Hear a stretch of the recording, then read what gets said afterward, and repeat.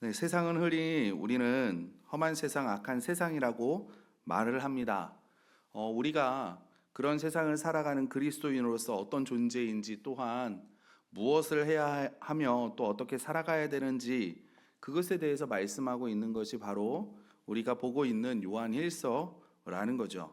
요한일서는 예수 그리스도를 증거하려고 쓴 말씀이지만 구체적으로 말하면 예수님을 영접한 성도가 저와 여러분들이 세상에서 사는 법에 대해서 말씀해 주고 있다라는 사실입니다. 사도 요한은 사랑의 사도라고 불릴 정도로 사랑에 대해서 정말 많은 말씀들을 기록하고 있죠. 우리가 왜 형제 자매를 사랑해야 하는가?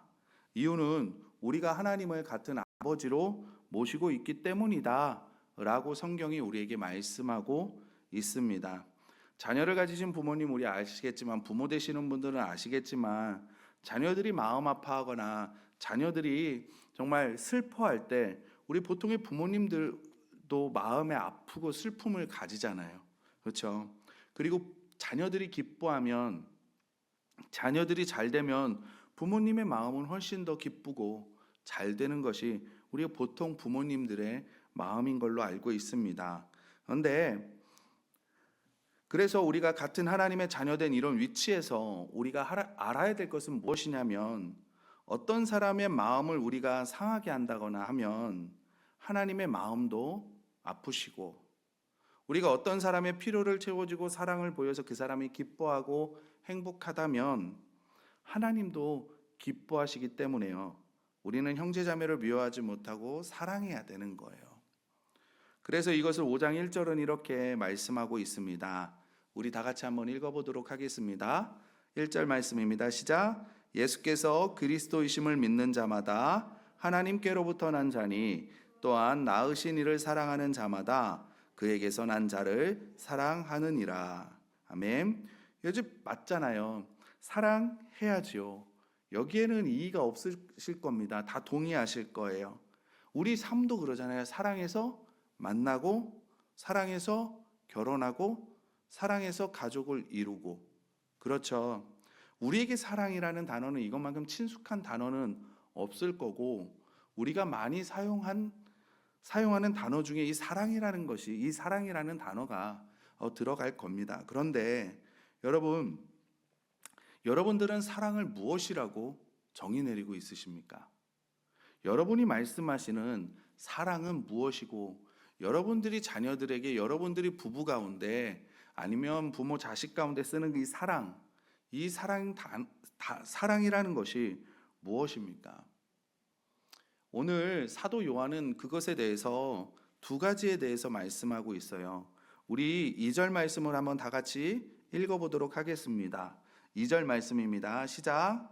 우리가 하나님을 사랑하고 그의 계명들을 지킬 때 이로써 우리가 하나님의 자녀를 사랑하는 줄을 아느니라. 아멘. 자, 말씀을 정리 좀 이렇게 1, 2절을 좀 요약해 보면 형제자매를 사랑하라고 말씀하시잖아요. 근데 2절에서 뭐냐면 네가 형제자매를 사랑하는지 안 하는지를 알 수 있는 방법이 있대요. 첫 번째는 뭐냐면 두 가지를 말하는데, 첫 번째는 하나님을 네가 사랑하고 있는가, 그리고 두 번째는 뭐냐면 네가 계명을 지키고 있는가, 이것을 보라는 거예요. 아니, 사랑이 무엇인가를 물어보면서 오래 참아야지, 뭐 인내해야지, 보듬어 줘야지, 위로해 줘야지, 이런 거는 이해를 하겠는데, 하나님을 사랑하고 계명을 지키라?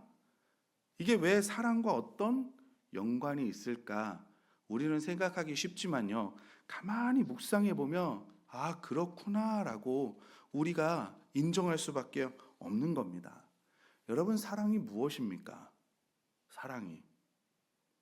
사랑은요, 상대방이 잘 되기를 원하고 상대방이 행복하기를 추구하는 거예요. 이게 사랑이죠. 우리 흔히 이야기하잖아요. 이웃이 땅을 사면 배 아프다. 내 자녀가 취직이 안 돼요? 그런데 옆 권사님 자매는 취직이 너무 척척 잘 돼요. 아무 사심 없이 상대방이 잘 돼서 기뻐하고 그 가정을 위해서 행복하기를 축복해 줄 수 있으십니까? 제가 전에 자녀를 정말 사랑하시는 분을 뵌 적이 있는데, 이분이 장례식에 와서도 유가족에게 자녀를 자랑하는 거예요. 그거를 보면서 처음에는 이해가 되지 않았습니다. 근데 나중에는 저도 뭐라고 할 수 없더라고요. 왜냐하면 제 마음속에도 인간적으로 그런 비슷한 마음들이 있거든요. 우리가 사랑하는 건 사랑할 만한 사람을 사랑하는 거예요. 가족이나 이웃이나 형제나 자매나 상관없습니다. 여러분, 사랑할 만한 짓을 하면 사랑해줘요. 그런데 저 상대가 사랑할 만한 짓을 하지 않으면 사랑하지 않아요. 그게 우리의 가족도 마찬가지거든요. 그런 것을 이렇게 보면서 우리가 뉴스나 신문 기사를 보면서 사람에게는 정말 사랑할 능력이 없구나. 그것을 깨닫게 되는 거예요.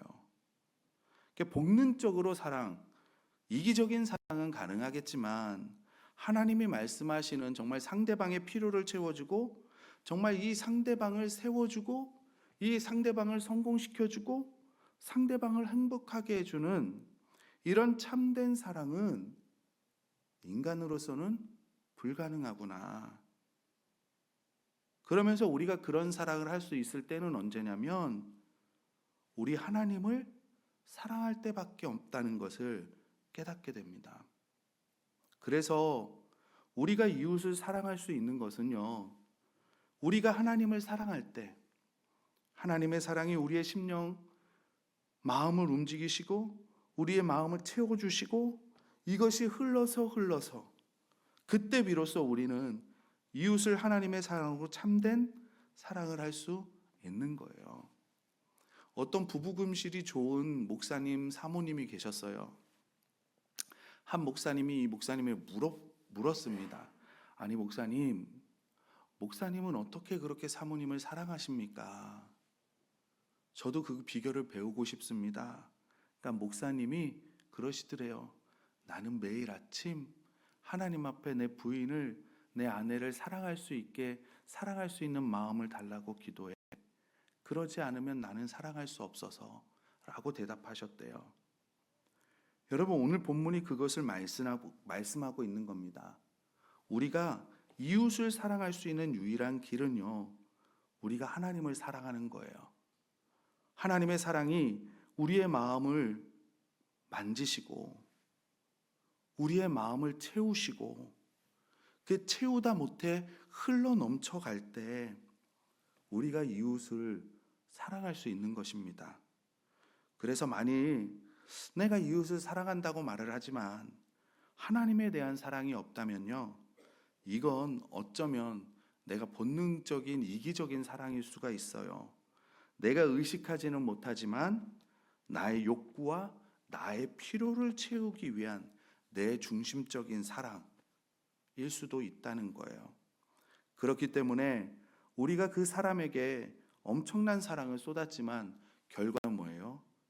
그렇게 좋은 결과는 나오지 않는다라는 거죠. 하나님의 아가페적인 하나님의 사랑인 참사랑이 아니기 때문에 그렇습니다.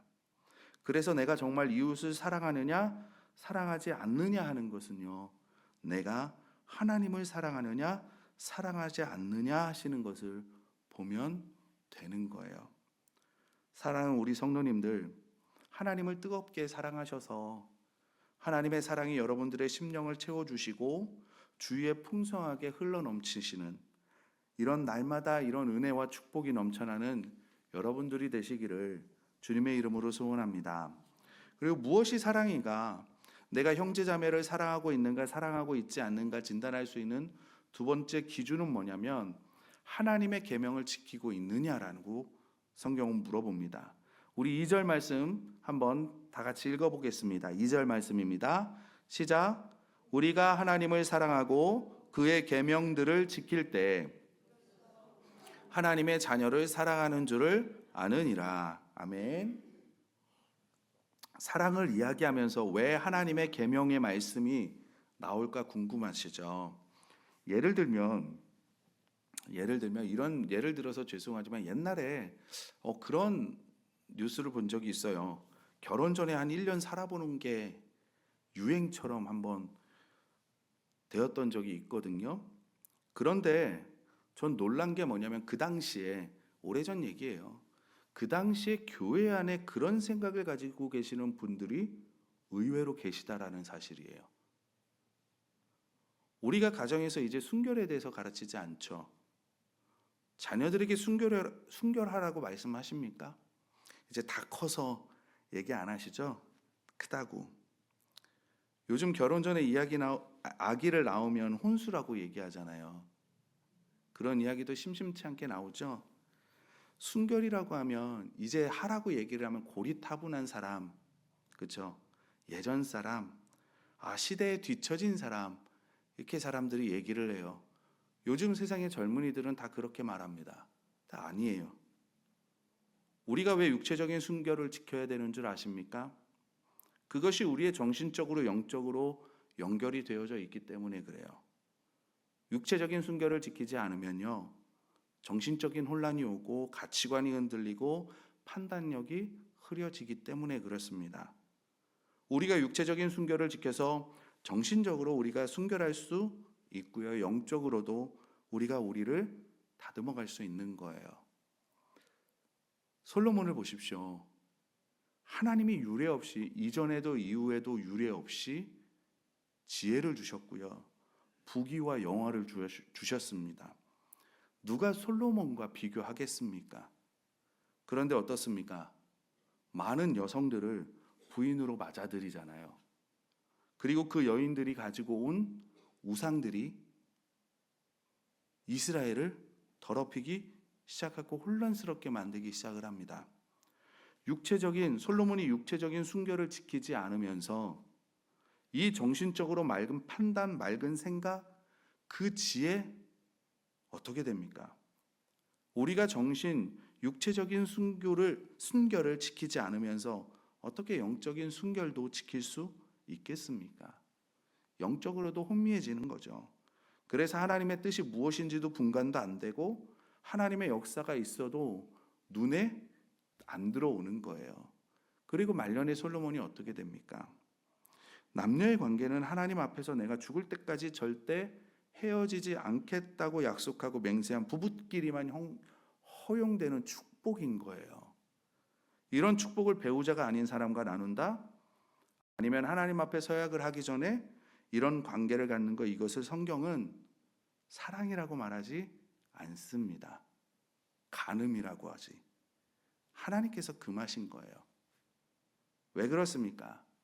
간음은 육체적인 순결 지키지 못할 때 정신적인 것과 영적인 것까지 영향을 미치기 때문에 그렇습니다. 이런 결과가 있는데 남자나 여자가 넌 날 사랑하지 않니? 라고 하면서 사랑하기 때문이야 말한다고 허락한다.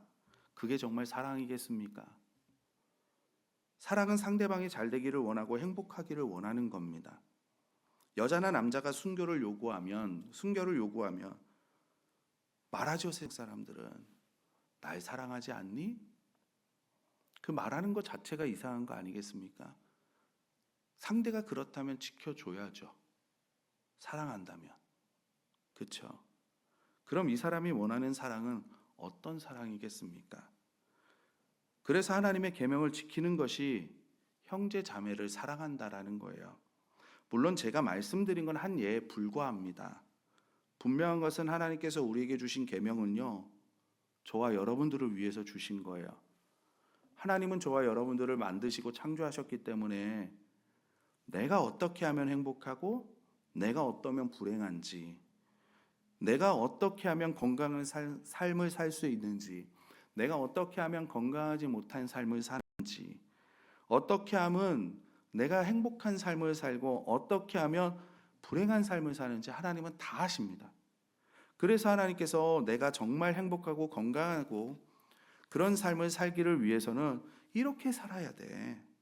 네가 정말 네가 원하는 기쁜 삶을 살고 이렇게 살아야 돼. 이렇게 살지 않으면 안 돼. 이것이 하나님의 계명이라는 거예요. 그래서 우리가 이것을 깰 때에는 반드시 우리에게 육체적인, 정신적인, 영적인 어떤 문제들이 생기는 겁니다.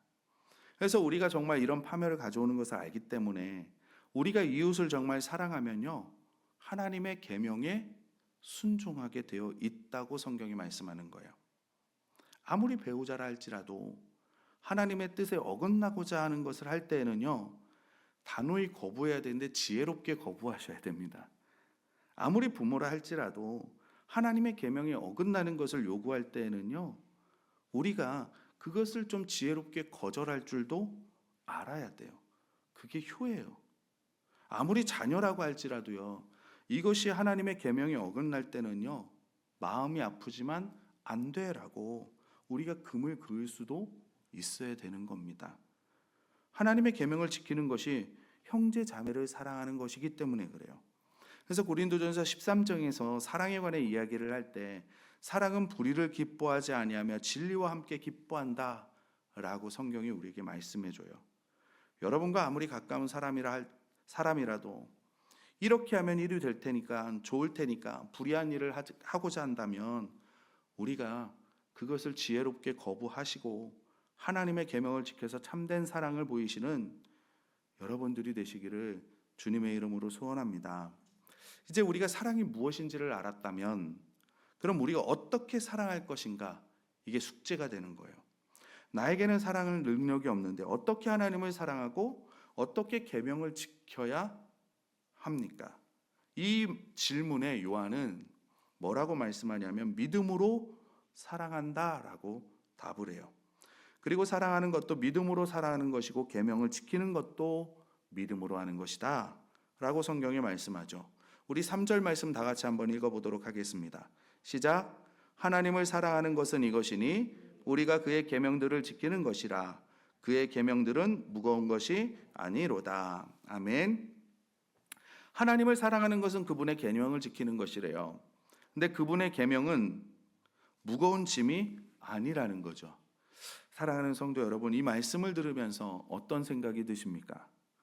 하나님의 뜻대로 사는 거, 하나님의 계명에 순종하는 거, 하나님의 말씀에 순종하며 살아가는 거, 여러분 삶에서 무겁게 느끼셨습니까? 무겁지 않게 느끼셨습니까? 왜 대답이 없으시지? 대답하기 참 곤란하죠. 대답하기 힘든 질문인 거 저도 압니다. 어떤 상황이냐에 따라서 이게 대답이 참 달라지는 질문이기도 하고요. 근데 한번 이렇게 생각해 보시면 좋을 것 같아요. 저희 아이들이 어렸을 때 서울대공원에 한번 놀러 간 적이 있습니다. 놀러 가서 아이들이 동물도 보고 여러 가지도 구경도 하고 코끼리 열차 있잖아요. 그걸 타고 촥 하면서 정말 좋아했거든요. 재밌는 시간을 보냈습니다. 그러다가 저희 아이들이 힘들면요, 저한테 와요. 그리고 딱 한마디예요.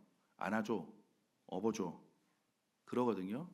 그러면 저는 안아주기도 하고 업어주기도 하고 유모차에 태워서 밀고 다니기도 합니다. 아이들이 혼자 큰 대공원을 돌려면 얼마나 힘이 들어요. 그런데 아이들이 힘들지 않은 이유가 있죠. 뭐예요? 언제든지 업어주고 언제든지 안아줄 부모님이 옆에 있잖아요. 믿음이라는 것은 신뢰할 만한 대상을 신뢰하고 그 신뢰할 만한 대상에게 의지한다는 겁니다.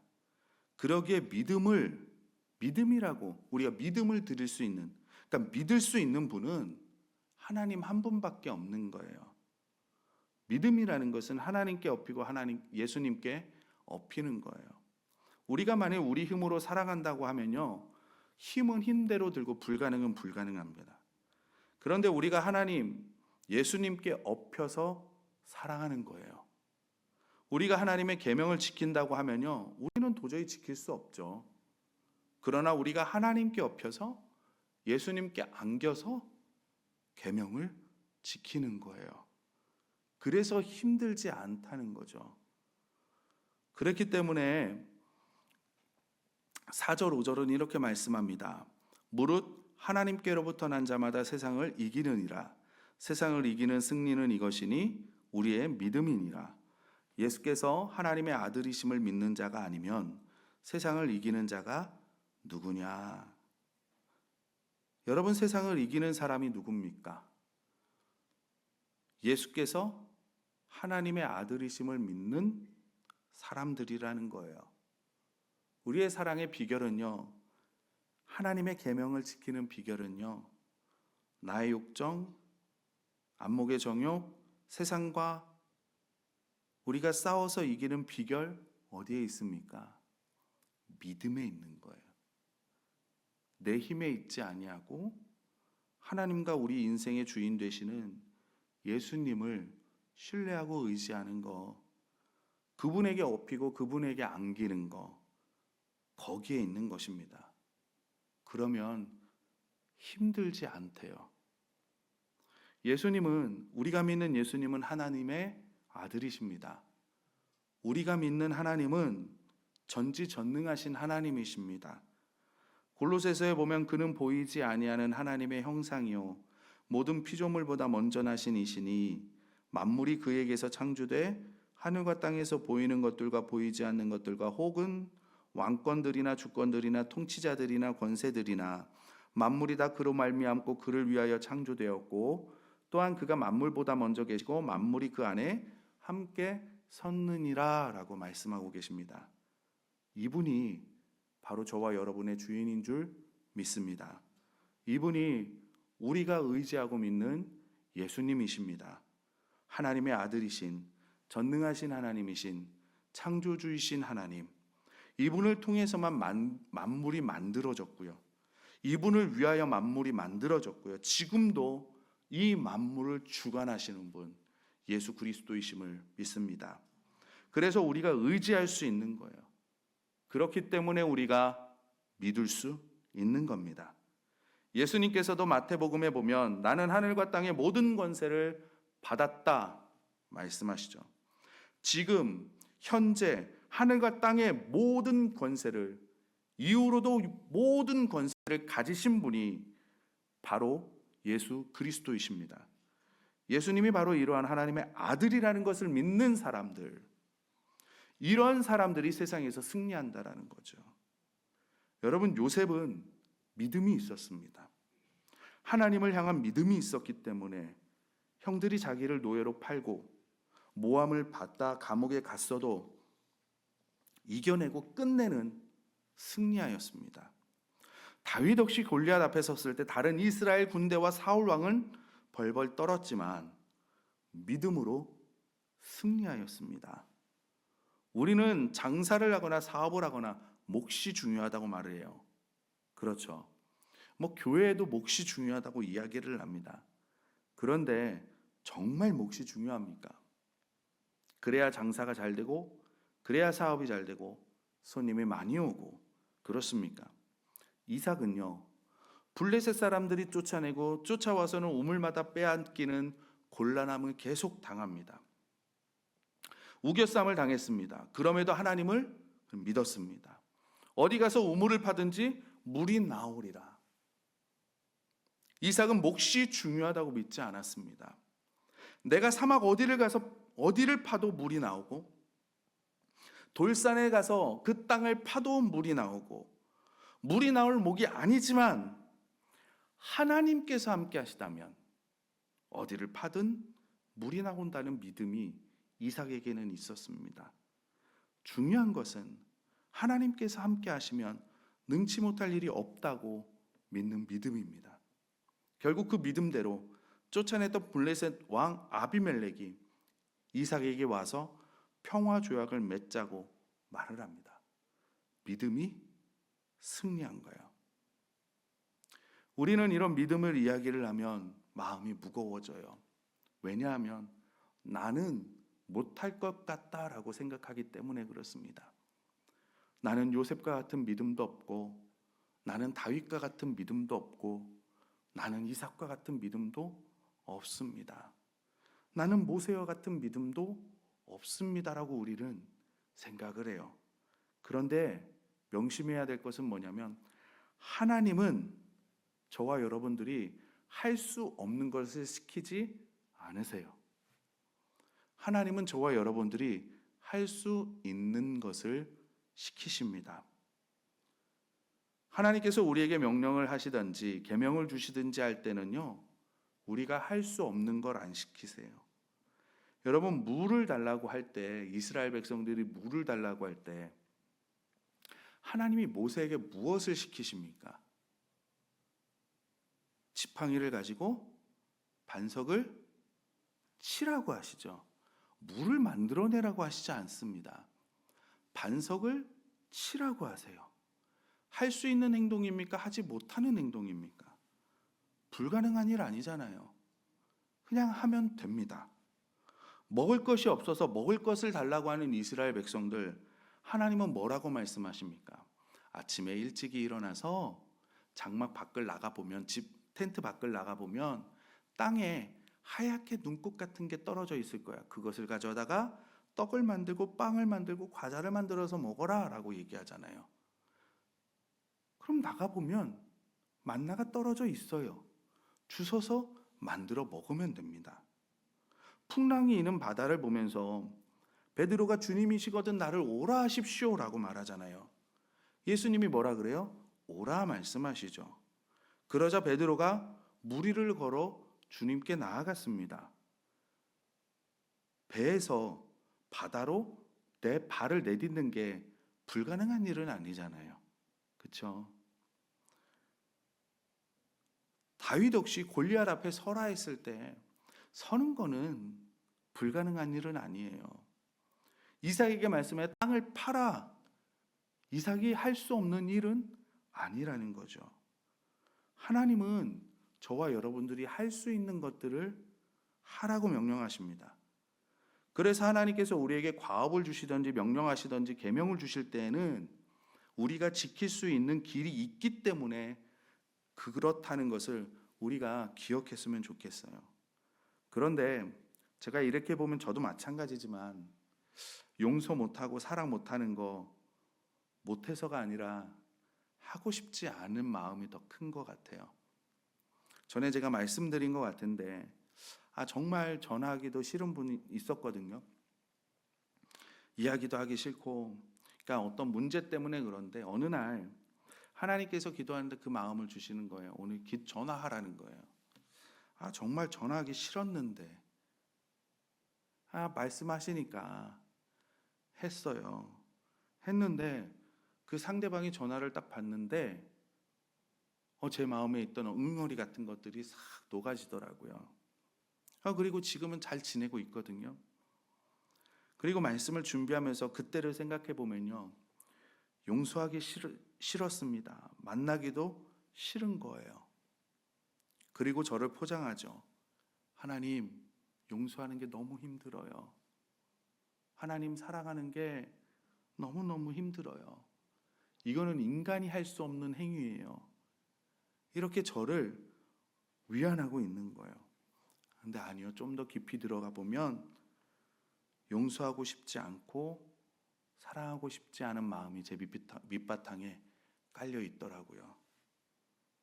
내가 딱 용서하기로 마음만 결단하고 사랑하기로 결단하고 마음을 먹으면요, 하나님께서 힘을 주실 줄 믿습니다.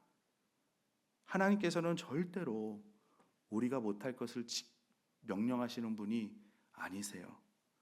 하나님께서 우리에게 무슨 계명을 주셨을 때는 반드시 이것 또한 이룰 수 있는 길을 마련해 주셨다라는 것을 믿으시기 바랍니다.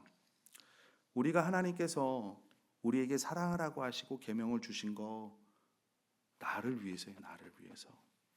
우리가 이것을 잊지 말아야 합니다. 하나님께서 이런 거 주셨을 때 또한 할 수 있도록 길을 열어 주셨어요. 그래서 사랑하는 성도님들, 우리 하나님의 계명은 힘들다, 주의 뜻대로 사는 것은 힘들다, 안 하시고 이런 말씀을 하지 마시고 한번 해보시기를 바랍니다. 내 힘으로 하니까 힘든 거예요. 그러나 부모님에게 안긴 아이는요, 편안합니다. 이처럼 우리가 천지 만물을 지으시고 온 만물을 주관하시는 그 하나님 아버지, 하늘과 땅의 모든 권세를 가지신 우리 예수님, 그 예수님을 의지하고 믿을 때 우리가 못 지킬 계명은 없고 또 못 이룰 것도 없다고 확신합니다. 우리가 오늘 이 말씀을 붙들고 정말 하나님 앞에 이런 많은 것들을 이루고 또한 하나님의 사랑이 우리 가운데 가득하고 우리 교회 가운데 가득한 저와 여러분들이 되시기를 주님의 이름으로 소원합니다.